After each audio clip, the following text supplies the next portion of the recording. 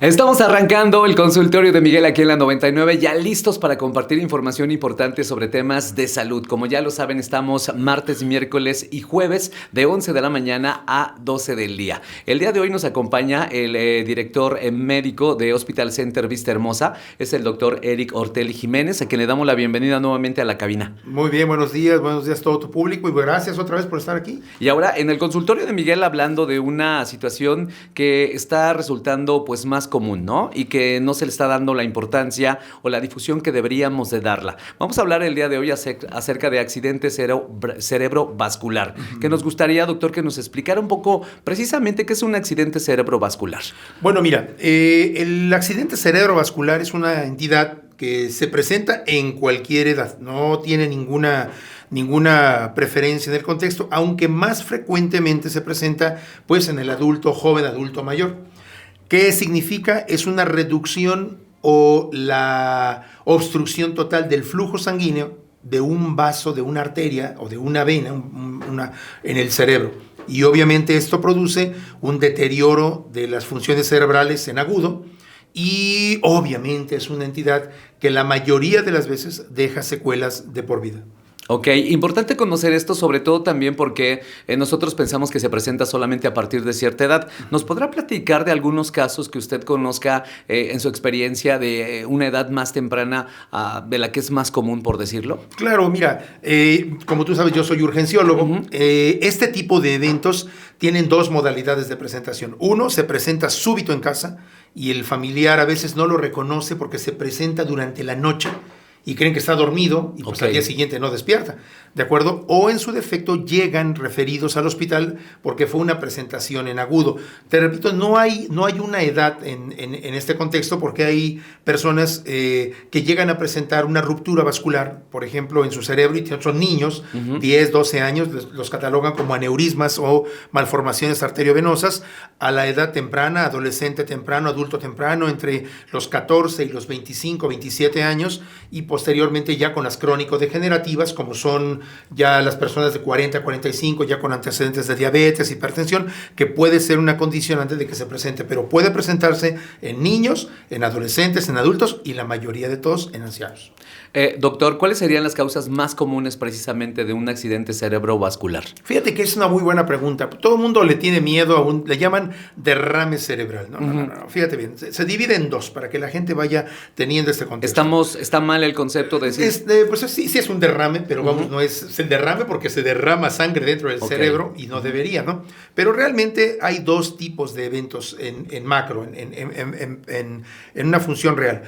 Un evento obstructivo, que se llama embolia, un embolismo, una trombosis, un trombo que se libera y tapa un vaso sanguíneo, producto de una oclusión física, y el otro, un hemorrágico. Se divide en trombótico y hemorrágico, ¿de acuerdo? Ahora bien, la mayoría de los eventos vasculares son trombóticos, se presentan porque algún defecto en alguna parte del vaso sanguíneo, a nivel de las arterias de cuello, tórax, incluso extremidades, personas que tienen alteraciones de ¿cómo se llama?, de flujo sanguíneo en extremidades inferiores, son las que pueden llegar a tener incluso una mayor liberación de trombos que se pueden ir a corazón o a cerebro. Entonces, estas enfermedades después del embarazo, todas las venas tortuosas que vemos, de ese tipo de enfermedades, ese tipo de manifestaciones, la persona debería tener una consulta temprana con un angiólogo o un médico internista, un vascular, para poder dar tratamiento a esas enfermedades varicosas, que son en su mayoría las que llegan a presentar estos datos. La segunda de ellas es en los adultos, en las personas grandes, con alteraciones de su corazón, alteraciones del ritmo cardíaco, fibrilación auricular, alguna condición que tenga una alteración del ritmo cardíaco que llega a traumatizar, literalmente la sangre es un tejido líquido, que se llega a traumatizar y envía trombos al cerebro, ¿no? Y otra que es la menos frecuente, que es la ruptura por un defecto de fábrica. Fíjate, es lo que presentan los niños o jóvenes. Es un defecto de fábrica. Nadie puede saber en qué momento un vaso sanguíneo de nacimiento tiene algún defecto. Imagínate, yo siempre me pongo a la idea para ponerlo en contexto. ¿Te acuerdas que antes las llantas de los autos tenían cámara? Sí, y claro. Cuando se ponchaba la llanta, la llevaban con el vulcanizador, le ponía un parche y luego esas llantas, cuando las ocupábamos de salvavidas, tenían un chipote. Sí. Bueno, haz de cuenta que un chipote como ese tiene el vaso sanguíneo, se va adelgazando hasta que por algún momento que nadie puede saber cuál es, se rompe y es cuando sobreviene una hemorragia cerebral por la ruptura de una malformación arteriovenosa o un aneurisma cerebral. ¿Y este tipo de cosas no se pueden saber con un tamizaje con los recién nacidos? Pues mira, no es algo que se haga frecuente. ¿Por qué razón? Porque es tan oculto que se requeriría a todo el mundo hacerle una tomografía o una angiografía para poderlo determinar. Hay algunas condiciones que pueden documentar y pueden hacer sospechar que esto podría hacerse posible, pero no es algo que ocurra. Afortunadamente, digo, a pesar de este proceso, entre 15 y 17 millones, fíjate, de personas en el mundo mueren cada año, millones, Millones. Por accidentes cerebrovasculares. De estos, 5 millones van a morir por ese dato. Esto es una estadística de la OMS, ¿sí? No sé si está actualizada, el proceso referente lo tengo de ese dato. Y 5 millones van a tener una secuela de por vida. Otro tipo de eventos van a ser menos, se llaman EBC transitorio, en donde un pequeño coágulo tapó el cerebro, tuvo algunas manifestaciones durante algunas horas y se recupera ad íntegro, no tiene ninguna secuela y fue, sin embargo, un evento vascular. Pero esta cifra tan catastrófica nos hace pensar que tenemos que modificar muchas condiciones en nuestro hábito diario, del día a día. Tenemos que fomentar el proceso del ejercicio, tenemos que tener un cambio de una dinámica social. Se acentúa mucho con las enfermedades crónico-degenerativas. Cada vez más temprano estamos viendo pacientes que son hipertensos. La hipertensión antes era del adulto tardío al adulto mayor, por ejemplo, por ahí 45, 50 años en adelante. Y ahorita tenemos hipertensos de 20, 22 años de edad. O sea, eso ha acortado mucho el tiempo de que se retrase esta enfermedad y que pueda presentarse en condiciones más tempranas de la vida. Muchísimas gracias por estar con nosotros, doctor, porque es importante este tema, sobre todo porque no le prestamos la atención. Y con estas cifras que nos da, que son alarmantes, sí, definitivamente, claro, sobre un accidente cerebrovascular, hay que ponerle mucha atención. Y por eso mi pregunta va sobre lo siguiente. ¿Hay una sintomatología que sea de la más común, que pueda ser reconocida para prever pues lo que es un accidente cerebrovascular, o cómo podríamos estar nosotros atentos a partir de que si vemos algún tipo de síntomas? Mira, de entrada es un evento súbito. En cualquiera de los dos momentos, el tipo, la persona, la persona está platicando, es más, está haciendo ejercicio en el gimnasio, está trabajando, claro, hay incluso hasta algunas... Sabemos de muchos casos así, claro, la verdad, de gente muy cercana, donde nos dicen que tuvo, en este caso, como decimos, un derrame cerebral. Exacto. Que es como la forma más común como nos lo comunican. Sí, exacto. Ahora, esta enfermedad, este padecimiento, te repito nuevamente, es un evento súbito.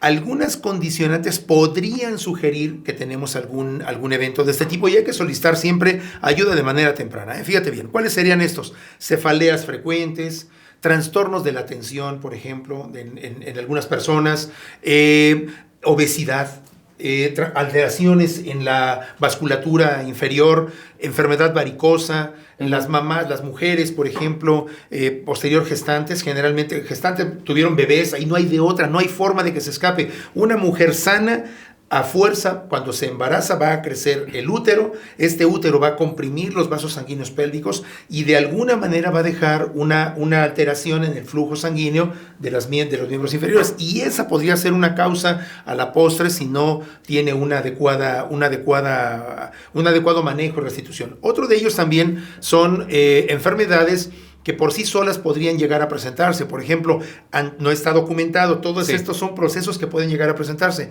Pero en el historial familiar con antecedentes de enfermedad vascular cerebral, habría que tomar en cuenta también que esto podría llegar a presentarse en primera, segunda generación.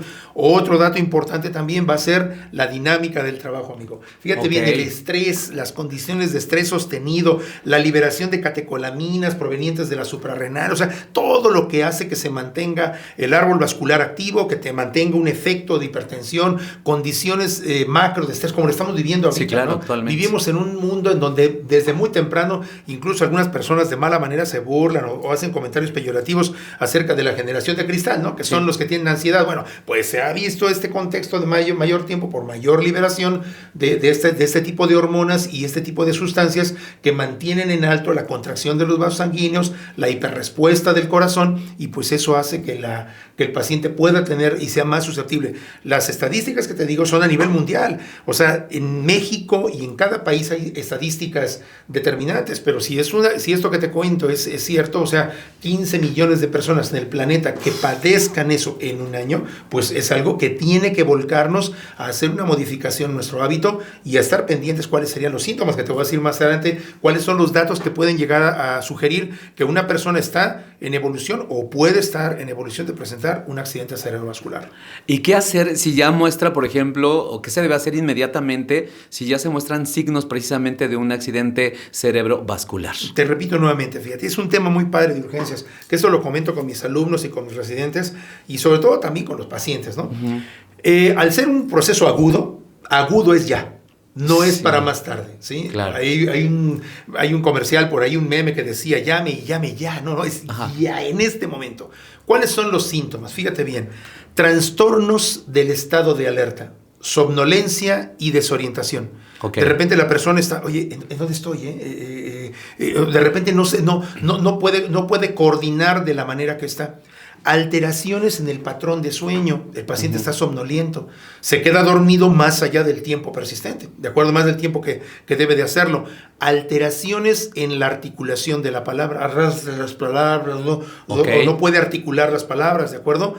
Desviación por relajación de los músculos faciales, se va la boca de lado, literalmente, el párpado se cae, deja de mover una parte de la extremidad, siente disminución. Algunas personas dicen, es que ¿sabe qué, doctor? Están conscientes perfectamente, pero siento que pesa mucho a mi brazo. Cuando hacemos la medición de los reflejos en todo, los reflejos de esa extremidad están abatidos, no están al mismo nivel de trastornos de la marcha, se van caminando de lado. Es que he visto que él cuando camina de repente camina y se va de lado. Todos estos datos son datos que pueden llegar a sugerir en un momento ya, es algo que no tenía, fue en agudo y hay que ir inmediatamente al hospital porque el tratamiento, fíjate bien, como la mayoría de los eventos vasculares son trombóticos, al igual que se trata un infarto al miocardio, y eso ahorita platicamos ese movimiento mundial que es genial, se llama código infarto, en donde este proceso puede ser tratado de forma temprana con un muy buen porcentaje de éxito. Entonces, ¿qué quiere decir? Que ante cualquiera de estos eventos hay que acudir a un servicio de urgencias de manera inmediata.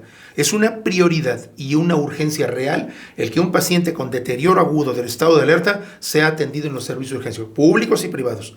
Por eso hay que tener a la mano los números de emergencia, ¿no? Sí, claro. Siempre es importante porque casi nunca los consideramos. Exacto. Tenemos otro tipo de números ahí, pero no que es el de urgencias o emergencias que deberíamos de tener. Claro, por supuesto. Estamos platicando de accidentes cerebrovasculares. Estamos con el doctor Eric Ortelli Jiménez, que es precisamente director médico de Hospital Center Vistahermosa. Vamos a la pausa en el consultorio de Miguel y regresamos con más. Si tienen dudas, tienen preguntas, este es el momento. Está en el consultorio de Miguel, el doctor, para ayudarnos precisamente a esparcir ese tipo de dudas que podemos tener de repente y a conocer un poco más de lo que tiene que ver con los accidentes cerebrovasculares. Regresamos y gracias por estar con nosotros en la 99.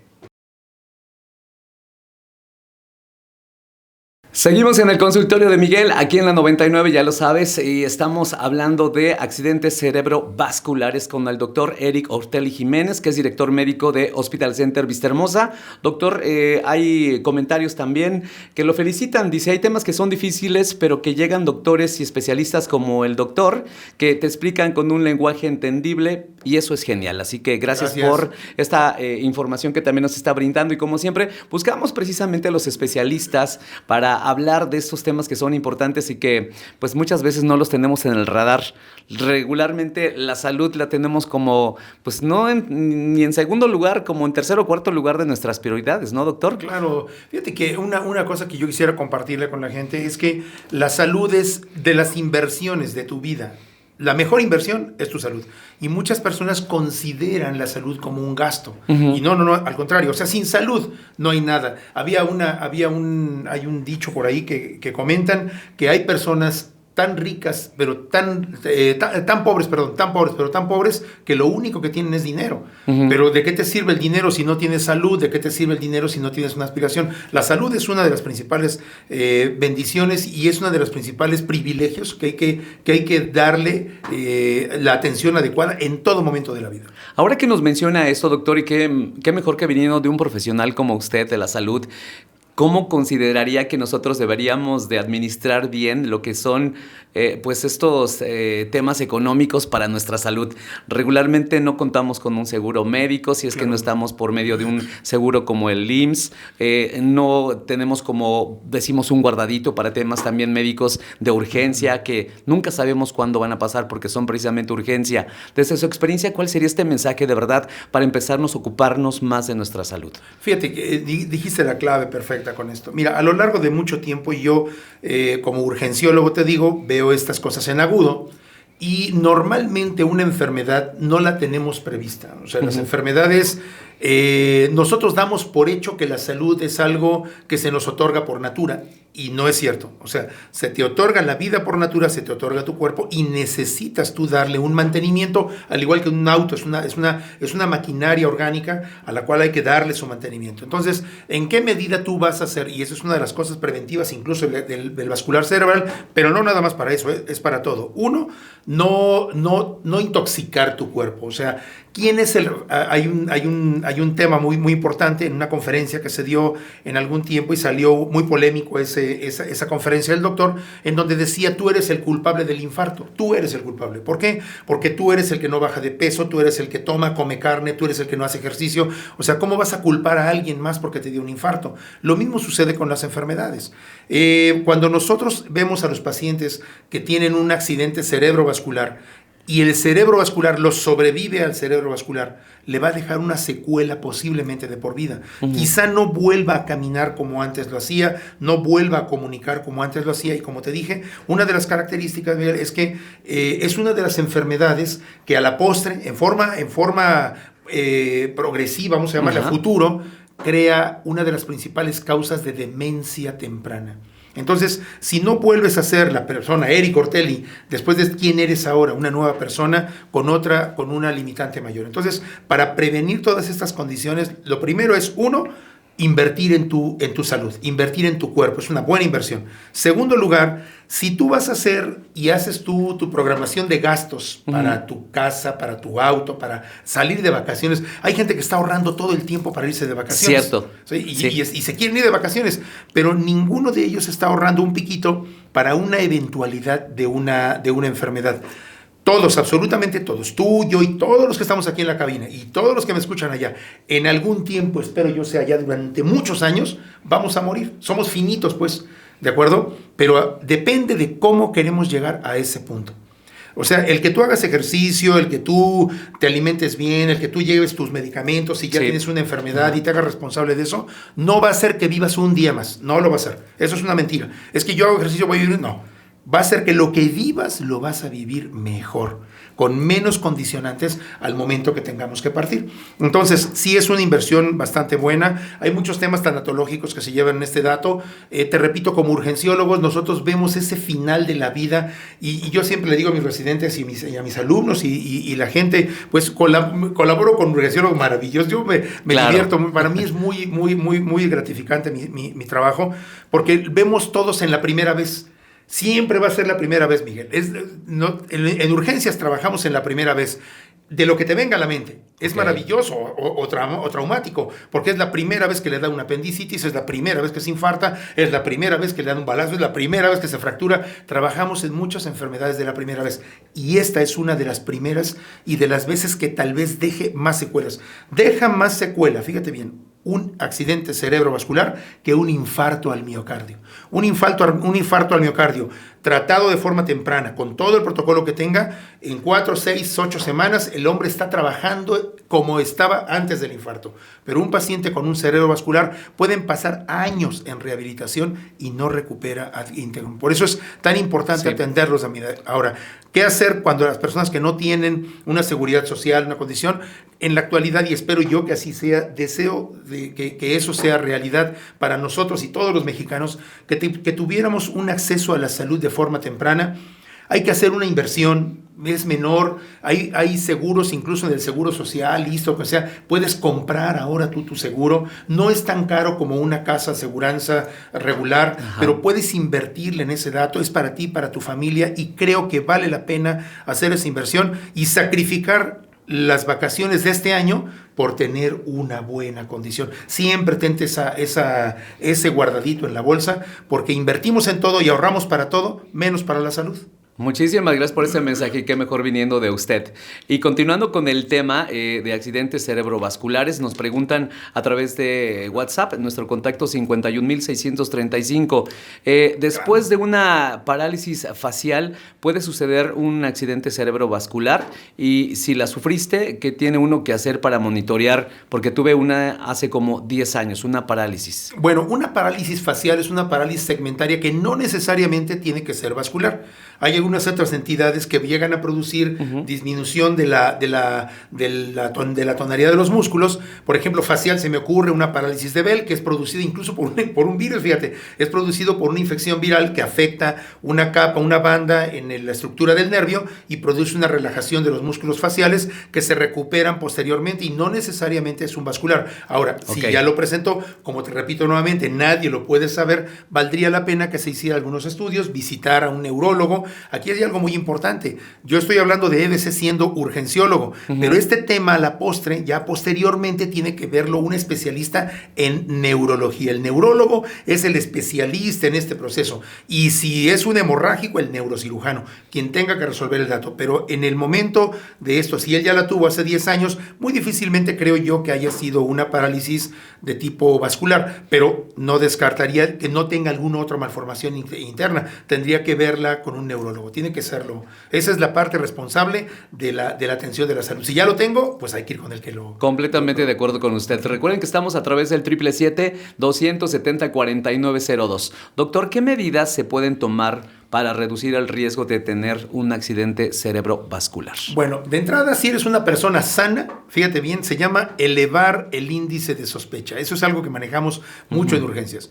Piensa mal y acertarás, man. Claro. O sea, eso es una realidad. Entonces, si tienes dolores de cabeza frecuentes, si tienes trastornos de la visión frecuentes, si tienes alguna condición, cansancio extremo que no es el habitual, cada quien conoce su cuerpo, Miguel. Sí. Si tú notas alguna condición diferente y que se asocie alteraciones en la percepción de las manos, por ejemplo, pesadez en brazos y piernas, disminución de la fuerza segmentaria en alguna parte de tu cuerpo, eso obliga a que tengas que hacer una solicitud de una consulta. Ahorita vamos a hablar acerca de los estudios que pueden dar esos datos, ¿no?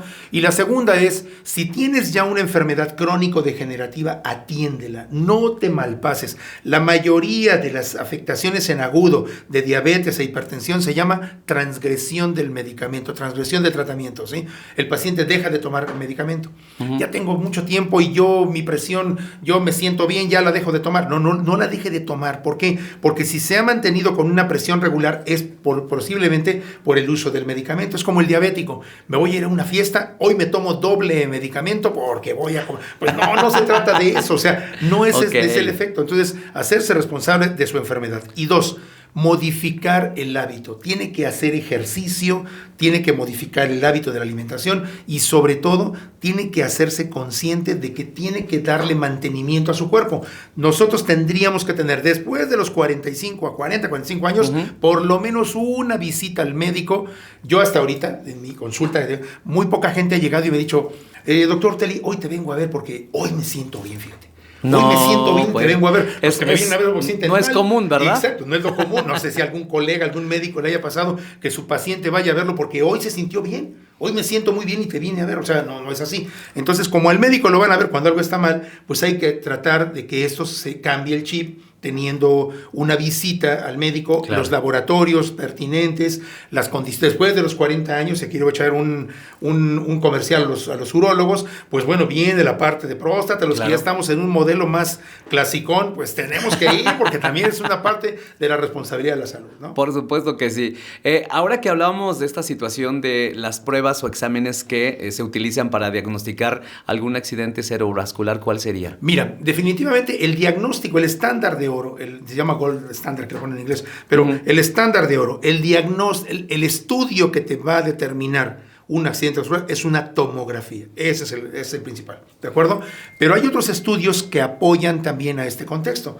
Pruebas de coagulación, las pruebas de función hepática, tu evaluación clínica, de acuerdo que tengas del paciente, la medición temprana de la glucosa, el manejo de tu hemoglobina glucosilada que esté de forma adecuada. Okay. Pero ya cuando esto ocurre, lo primero que hacemos ante un accidente vascular debe de ser el código cerebro. Maneja un tiempo específico y antes de 30, 40 minutos tenemos que tener ya una tomografía. O sea, el paciente ni bien llega a urgencias y lo que primero tenemos que hacer es un estudio tomográfico. Ese estudio tomográfico me va a dar dos resultados. Uno, si es trombótico, o dos, si es hemorrágico.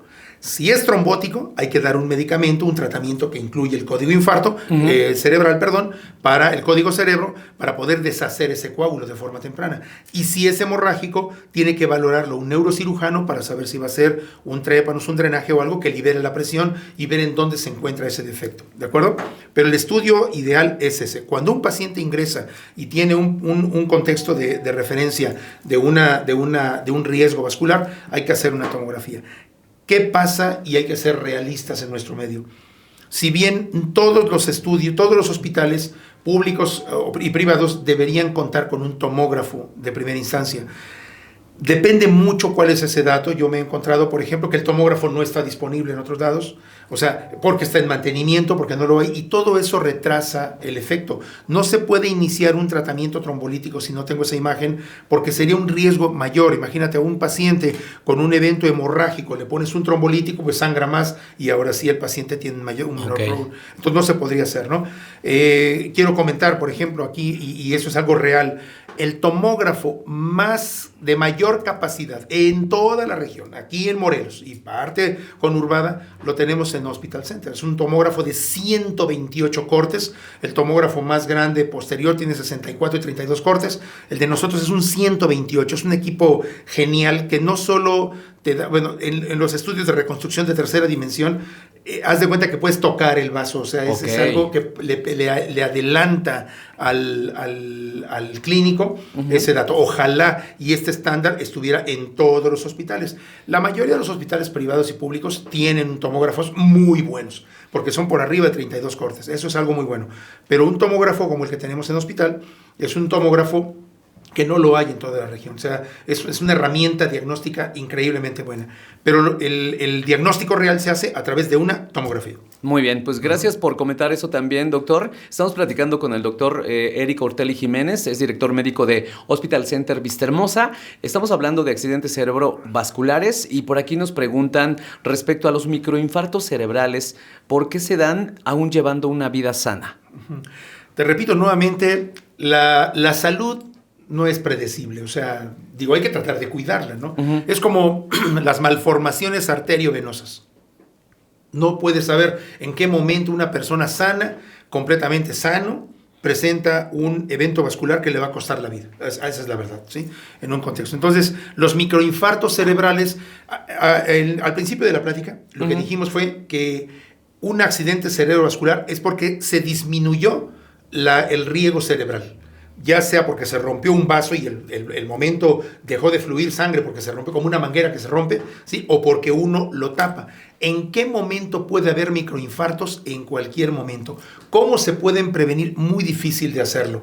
Por esa razón es que la presencia de estos microinfartos, que son los que te decía que dejan ad integrum, por ejemplo, le llaman EVC transitorio. El paciente llegó con disminución de la fuerza, con desviación, incluso desorientación, y en 6 horas, 8 horas, está hablando como tú y yo ahorita.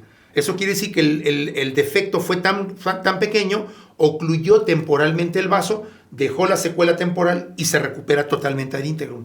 ¿Qué hay que hacer con ellos? La mayoría de las veces una angiografía cerebral. Okay. Hay que hacer un estudio tomográfico también que pinta el cerebro, ¿de acuerdo? Tenemos otro recurso que es la angioresonancia cerebral también, para poder identificar ya en esos estudios específicos qué microdiámetro tiene el vaso sanguíneo, qué microdefecto puede tener el vaso sanguíneo, y hay que hacerlo. Pero todo esto, como te repito, es elevar el índice de sospecha. Si ya presentó y tiene antecedente de un microinfarto, los siguientes son estudios.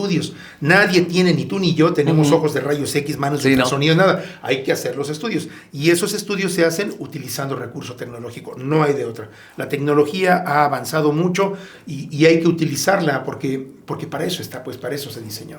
Muy bien, doctor. Pues le siguen mandando saludos y que es un gran doctor y un gran ser humano. Gracias. Gracias por compartir también estos mensajes. Y hay un tema más para irnos a la pausa que nos llega del contacto 51,075. Dice, el papá de mis hijos pesa 135 kilos y se queda dormido en todos lados. ¿Eso es una llamada de atención o solamente es por sobrepeso? Mira, es una llamada de atención a todas luces. No sé cuánto mida el hombre, pero pesa 130 y tantos kilos. Quiere decir que tiene un índice de masa corporal elevadísimo. Hay muchas enfermedades asociadas, con trastornos del sueño incluso, asociadas a obesidad. Incluso hay una que se llama síndrome de Pickwick. El paciente se queda dormido en todo, un síndrome de narcolepsia, ¿de acuerdo? Que puede ser, pero todo eso es por un efecto hipóxico crónico, también manifestado por el gran sobrepeso y la posibilidad de que una persona con esas características presente un accidente vascular cerebral es alto. Ya es un riesgo muy importante. Entonces debería de acudir con un médico, con un neurólogo, un internista, para que en el previo hicieran una evaluación. Yo pienso que él debería tener una condición multidisciplinaria, verlo a un nutriólogo para poder diseñar una modificación. La gente dice, se pone a dieta. No. El nutriólogo es alguien genial. El nutriólogo lo que hace es que reprograma tu sistema de alimentación para que aproveches lo que necesita tu cuerpo. Necesitas una gran motivación para poder volver a activarte. Reduciendo el peso mejora su condición de narcolepsia. Pero es importante ver por qué razón está teniendo esa hipersomnia. Puede ser por un defecto vascular, claro que sí puede serlo, o puede ser también por el mismo efecto del sobrepeso.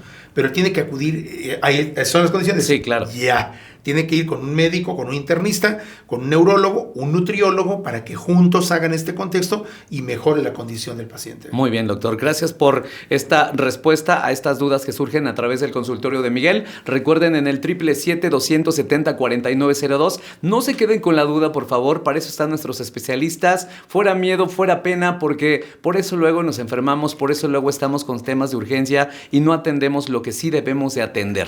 Regresamos al consultorio de Miguel, aquí en la 99, tu estación favorita en Morelos, ya en la parte final hablando de accidentes cerebrovasculares.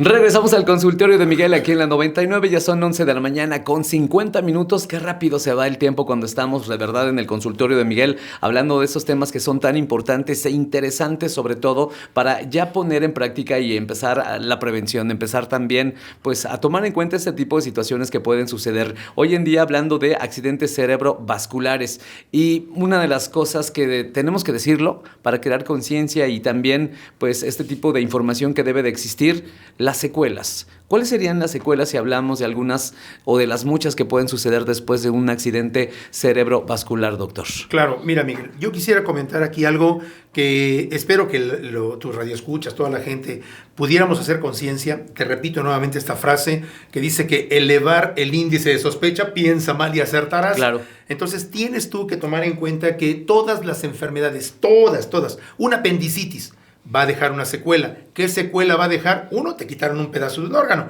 que afortunadamente tiene poca o nula utilidad en el proceso, ¿de acuerdo? Pero te queda la cicatriz de por vida. O sea, esa ya es una secuela, la secuela de la cicatriz. Después te dará comezón, tendrás ahí lo que deja, ¿no?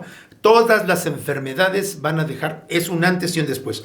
Y en el evento vascular cerebral, la secuela neurológica, el cerebro es el único órgano que tiene tal capacidad que solamente está diseñado para emitir impulsos eléctricos, literalmente para pensar, pero tiene una cero capacidad de reproducción celular. No se regenera el cerebro. Okay. La zona que se murió ese día y para siempre.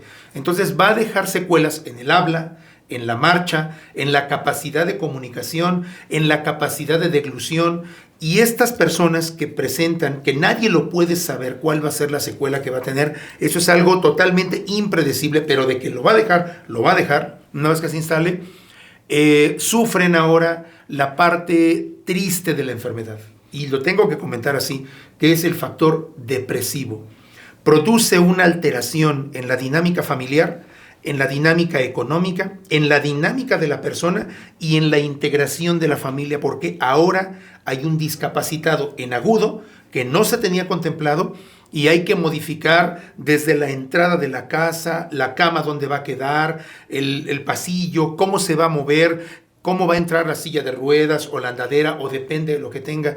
Y estas personas ahora postradas en cama, en una postración obligada, porque no se pueden volver a movilizar de forma inmediata o comunicar de forma inmediata, ahora resulta de que tienen un problema con la familia. Incluso te comentaba, sí, claro, cuando viene Navidad, por ejemplo, o los eventos familiares, y hay una persona de este tipo, pues la incluyen, pero de forma no tan integrada, ya no se puede mover, déjalo aquí para que no lo moleste, espérame, él quisiera estar en el lugar, pero ahora ya no puede, y todo eso causa una alteración triste, pero es real para los pacientes que sufren una discapacidad en este tipo. O sea, va a modificar de forma inmediata y de un día para otro toda la dinámica de la familia, y eso también repercute mucho en el proceso económico, cuanto y más si la persona que lo sufre es el proveedor. Entonces, tenemos que tomar en cuenta, ojo, ahorita que viene el Día del Padre, espero que nos festejen. Yo por supuesto ahí que lanzo mi, ¿cómo se llama? mi buscapié, espero que nos festejen. Claro que sí, doctor. ¿Cómo se llama? Para poder evaluar la condición, sobre todo del trabajo que tiene con el proveedor. Porque eso ahora tiene que cambiar de proveedor, hacer una modificación completa, y la persona, Miguel, dicho sea de paso, no se va a ir rápido. Muy no bien. es una persona, si sobrevino la primera curva, que es la de mortalidad, ahora viene el efecto secular, y este efecto de secuelas puede durar años. Doctor, hablamos de que afecta, por supuesto, la calidad de vida de la persona a largo plazo, pero de toda la familia. Exactamente. Definitivamente. Modifica la dinámica Modifica. familiar. ¿Cómo o cuál sería el mensaje del apoyo emocional y psicológico que se recomienda para los sobrevivientes de un accidente cerebrovascular y sus familias? La primera de ellas es que son sobrevivientes, ya está. O sea, sobrevino, no murió de la muerte, ya no hay. Espero yo, al igual que mucha gente aquí, que haya algo más allá. Yo quiero pensar en eso, es mi condición muy personal, pero bueno. Pero mientras estemos en esta roca, aquí en este lugar, pues tenemos que evaluar qué característica vamos a hacer. Uno, no abandone a la persona. O sea, la persona discapacitada no quiere estar discapacitada, ¿de acuerdo? Más sin embargo, por un efecto que él no pidió y se vino encima de forma súbita, lo tiene ahora. ¿De acuerdo? Esta persona no sea excluida de la gente. Tolerancia, fíjate bien, es algo muy importante, porque se va a desesperar por pedir cosas y no lo van a entender. Y eso ya, o sea, lo toman como un proceso de agresión. No. O sea, la persona quiere seguirse comunicando y no lo puede hacer. Hay que tener un trabajo tanatológico y psicológico muy importante con la familia. Hay que hacer un proceso de resiliencia muy importante con la familia. Cuanto y más que ahora el apoyo que le van a tener que brindar es un apoyo emocional y físico continuo. No pueden abandonarlo, darle la oportunidad. Él sigue siendo un miembro de la familia, está en la casa, está presente, tiene que tener los mismos condicionantes que tenía en la medida de lo posible, pero no relegarlo, no dejarlo las horas enteras que esté él solo ahí acostado, porque ya le dio un EBC y se va a quedar. El hombre no sabemos qué datos de conciencia pueda tener. Solamente una persona que lo está viviendo sufre en su interior ese dato. Pero podemos nosotros ayudarle. El estímulo externo modifica, reconocen, van a escuchar, ven imágenes, reconocen palabras, reconocen a la gente que está en el lugar y son su familia, no lo pueden abandonar.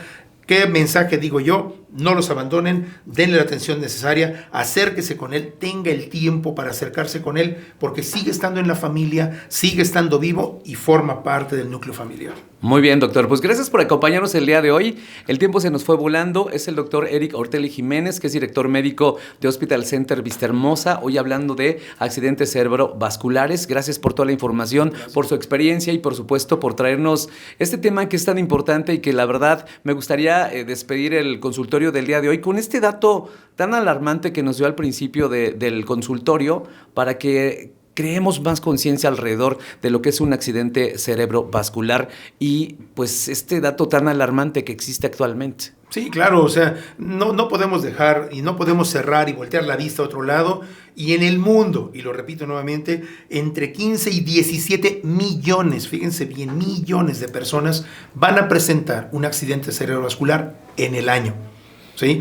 Entonces, una gran cantidad de ellos van a morir, 5 millones, y 5 más que logren sobrevivir van a tener un efecto de secuela de por vida. Entonces, es muy importante que tomemos conciencia que esto, si tenemos sobrepeso, hay que hacer el intento de modificar ese dato. Si ya tienes una enfermedad crónico-degenerativa, atiéndela y dale oportunidad a tu salud. Eso es lo que yo diría. Muchísimas gracias por acompañarnos en el consultorio de Miguel el día de hoy. Gracias, Miguel, por invitarme y gracias a todos. Y recuerden sus datos, por supuesto, que nos están pidiendo también para compartir con nuestra audiencia por algún tema de diagnóstico, también de consulta, directamente con usted. Bueno, yo soy el director médico del Hospital Center Vista Hermosa, estamos en Teopazolco 211. La verdad es que el hospital tiene todo el proceso, tenemos muy buenos especialistas, neurólogos, tenemos de todo ahí en el hospital. Creo yo que si se acercan al Hospital Center, en la torre médica, más de 53 especialistas ahí en el lugar, van a recibir una atención médica inmediata. Y yo estoy ahí todos los días. Perfecto, pues muchísimas gracias por acompañarnos. Eso fue el consultorio de Miguel. Regresamos el día de mañana. Gracias también a los que nos ven a través de YouTube en Diario de Morelos 1 y también en el apartado de Salud y Bienestar en diariodemorelos.com.